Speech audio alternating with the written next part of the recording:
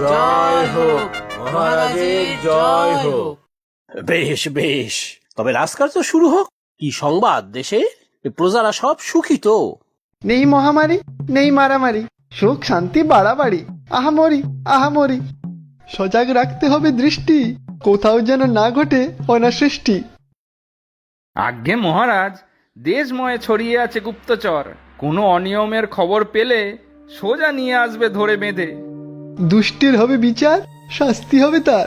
অপরাধের হলে শেষ, শান্তিতে থাকবে দেশ। তা বেশ, তা বেশ। আর শোনো সব সভাসদ মন্ত্রী, যাদের দিয়েছি শিরোপা, তোমরাই আমার হাত পা।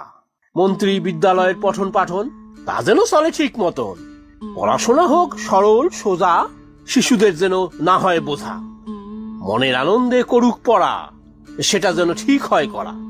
সেবা শুশ্রূষার যেন না হয় গাফিলতি। ঘরে ঘরে পৌঁছে যাক সুচিকিৎসার বাতি। আর শিল্পমন্ত্রী চাই, আরো শিল্প চাই। বিনা কাজে না যেন থাকে কোনো বেকার ভাই। চারিদিকে শিক্ষা, স্বাস্থ্য আর শিল্পের আলো। আহা কি ভালো, কি ভালো। মোলো, এ দেখি সব কথাতেই ফুট কাটে। নতুন করে বুদ্ধি আবার গজালো নাকি এই পুরনোটাকে? কি যে করি মহারাজ, নেই কাজ তাই খই ভাজ। শোনো মন্ত্রী, রাজা আমি নই বেজায় কুটিল। সোজা সরল নইকো জটিল। সোজা পথে চাই, সৎ পথে যাই। প্রজাদের খুশি রাখা আমার কর্ম, পালন করি রাজধর্ম। হ্যাঁ, আপনি সত্যিই মহান রাজা। আপনার কর্মই আপনার ধর্ম, রাজধর্ম। রাজা মোদের মহাজ্ঞানী, কি মধুর তার বাণী। রাজার শাসন যেন বেগুন ভাজা দিয়ে বেসন। বিদূষক বলি হচ্ছেটা কি? এটা কি উপমা? বেগুন ভাজা মধু? ধুর ধুর। বিদূষক রাখলাম, ভাবলাম মজার কথা বলবে, পাবো মজা। আর এখন বস্তা পচা উপমা, কানের বোঝা।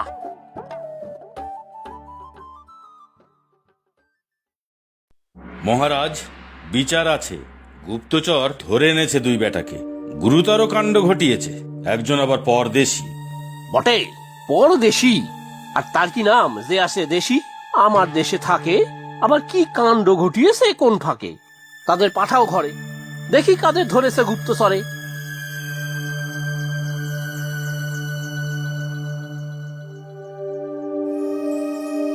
বলো গুপ্তচর, ঘটনা কি ঘটেছে পরপর? সর্বনেশে কাণ্ড মহারাজ। রাজবাড়িতে চুরি, রাজার আংটি চুরি। হ্যাঁ, সে কি মন্ত্রী, এসব কি দেখি? সত্যি তো, ভারী চিন্তার বিষয়। গুপ্তচর, কি হয়েছে তা এক্ষুনি জানাও। রাজার আংটি চুরি করেছে কোন অজবুক, নির্ঘাত খাবে চাবুক। গুপ্তচর, বলো তাড়াতাড়ি কাণ্ডখানা কি, তারপর ফাঁসি দেবো না জেলে পুরবো তা ভেবে দেখি।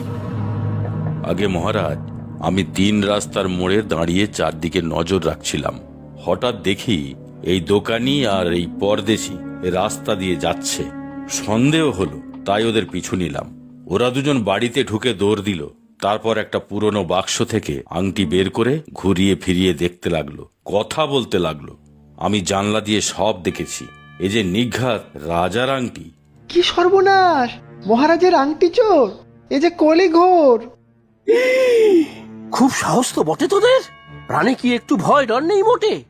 দোহাই মহারাজ, একবার আমার কথাটা শুনুন। আমি চোর নই, আর ওই ভিনদেশি ভাইও না।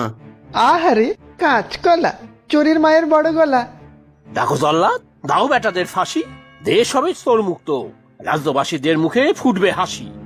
ধর্মাবতার, আমার একটি আর্জি ছিল। দোষী নির্দোষ যাই হোক, তার পুরো কথাটা না শুনে বিচার করা কি উচিত? ধিক ধিক, তাই তো। বলে ফেলো, কি বলতে চাও ঠিক ঠিক। মহারাজ, আমরা চোর নই। এ হলো সনাতন, ভিনদেশ থেকে এসেছে। আমার দোকানে বসে বিশ্রাম নিচ্ছিল। আমি তাকে খেতে দিতে চাইলাম, তাও সে বিনা পারিশ্রমে খেতে চাইল না। আমার কারো থেকে এমনি এমনি কিছু নিতে ভালো লাগে না, তাই দোকানি দাদার গোদাম ঘরটা পরিষ্কার করে দিলাম, আর সেখানেই এই আংটিটা পেয়েছি। আমরা চোর নই মহারাজ। বটে, তাই আংটি এলো থেকে? কিছুই তো ঢুকছে না ঘটে। আমার ঠাকুরদা পুরনো রাজামশাইয়ের একবার উপকার করেছিলেন, তাই উপহার স্বরূপ পুরনো রাজামশাই এই আংটিটা আমার ঠাকুরদাকে দিয়েছিলেন। রাজাকে উপকার করবে সামান্য দোকানি, কত মিথ্যা বলবে কি জানি।